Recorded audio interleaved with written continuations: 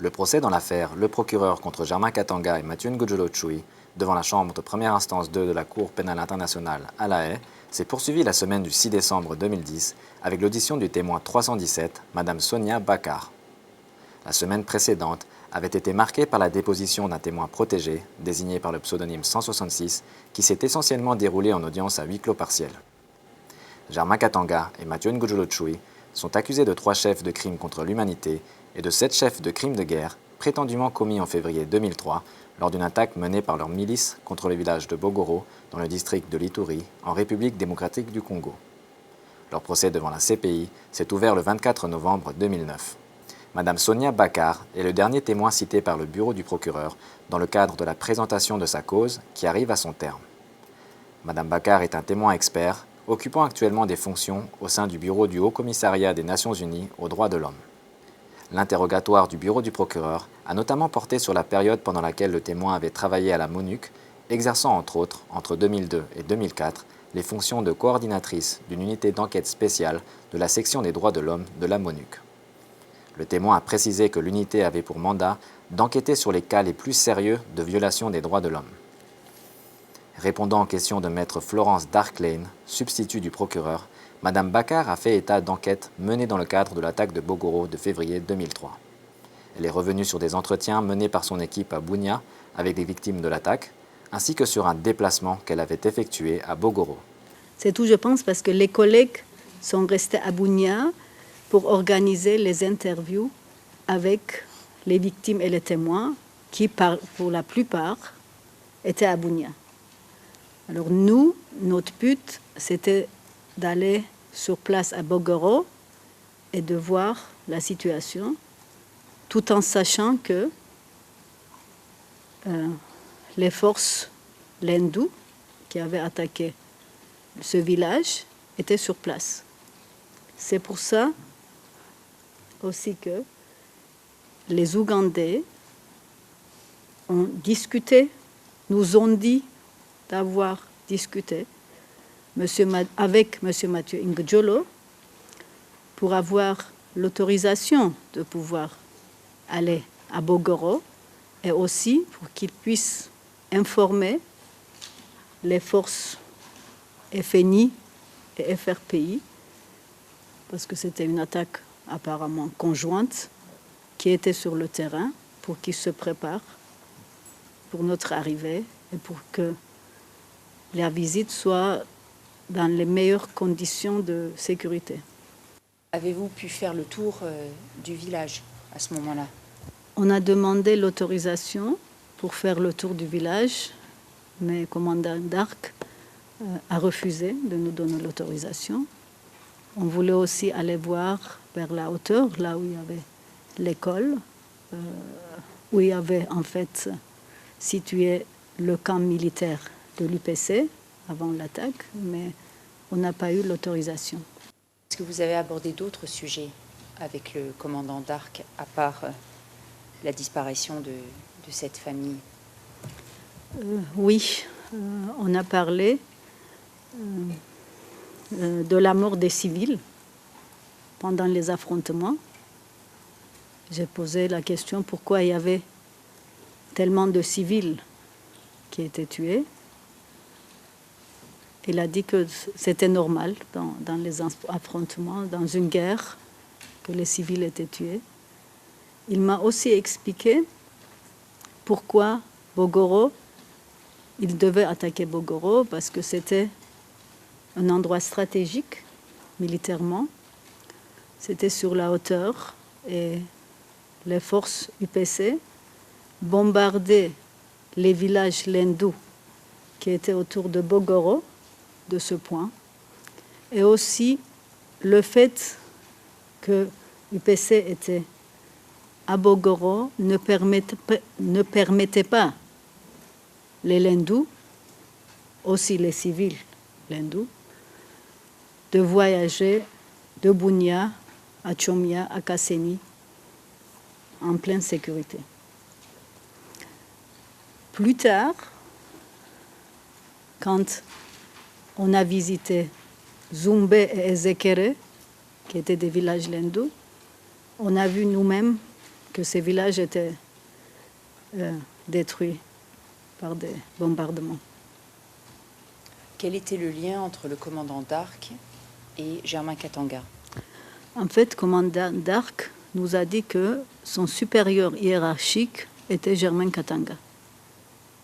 À peu près combien de victimes avez-vous rencontrées? Je pense une centaine. Je dirais pas je ne me rappelle pas le nombre exact. Un peu plus que 100 victimes.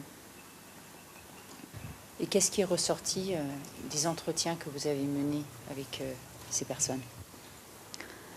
Alors, des entretiens que nous avons menés, il a ressorti qu'il y a eu une attaque vers 5h, 5h30 des Lindous, des 4 côtés,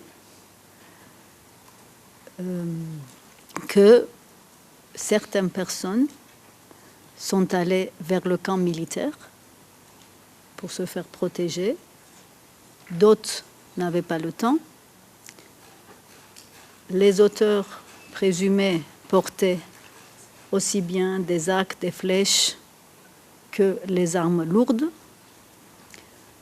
qu'ils étaient habillés en vêtements militaires kaki.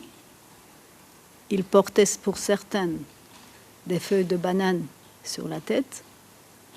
D'autres avaient des uniformes APC, qui est la force armée du parti RCD-KML de Ombusania Moussi. D'autres ont dit aussi avoir vu des uniformes ougandais et avoir entendu le swahili ougandais. À l'issue de l'interrogatoire, le témoin a répondu à des questions des représentants légaux des victimes, ainsi que de la Chambre elle-même, représentée par M. le juge Bruno Cotte, juge-président. Est-ce que vous aviez en tête le souci de l'indépendance des sources qui participaient à ces entretiens?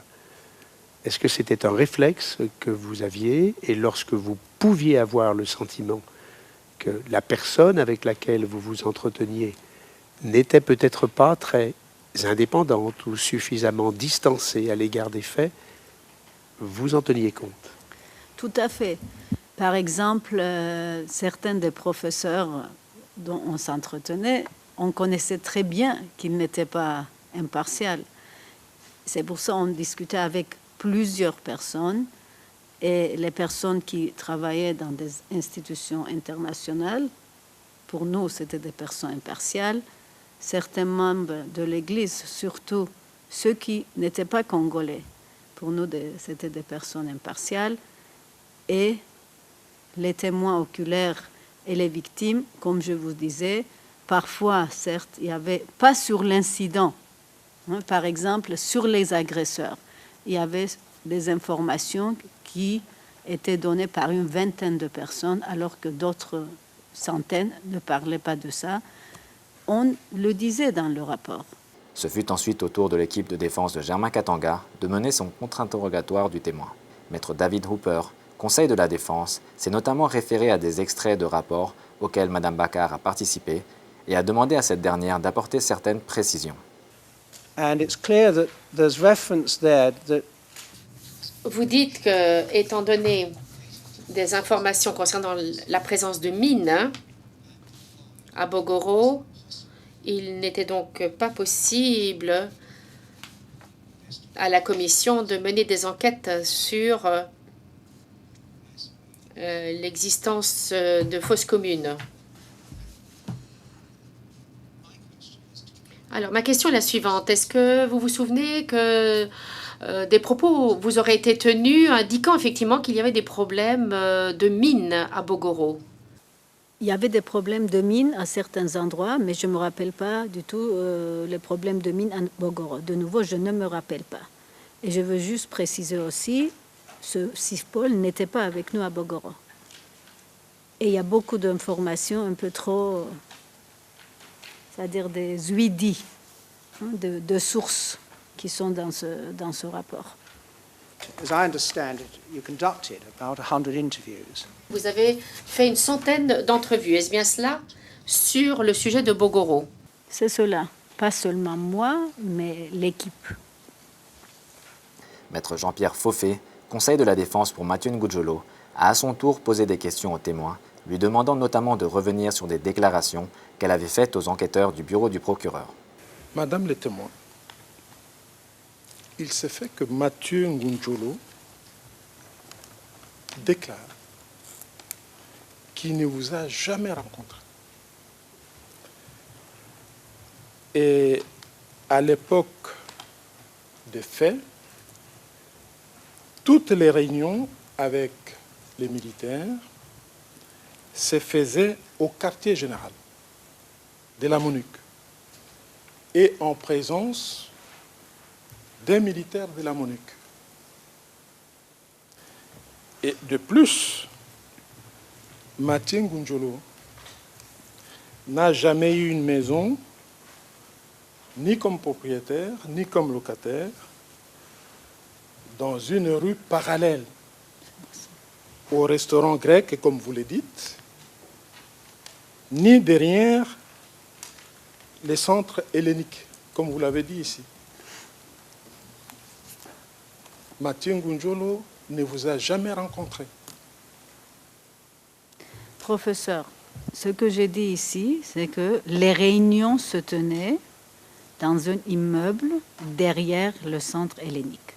Pas que Mathieu Ngudjolo avait une maison qui était derrière le centre hellénique.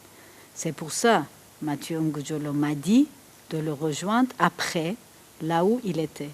La reprise du procès de Germain Katanga et Mathieu Ngudjolo Tchoui est fixée au mois de février 2011. 4 victimes autorisées à témoigner devraient faire leur déposition avant l'ouverture de la présentation de la cause des équipes de défense.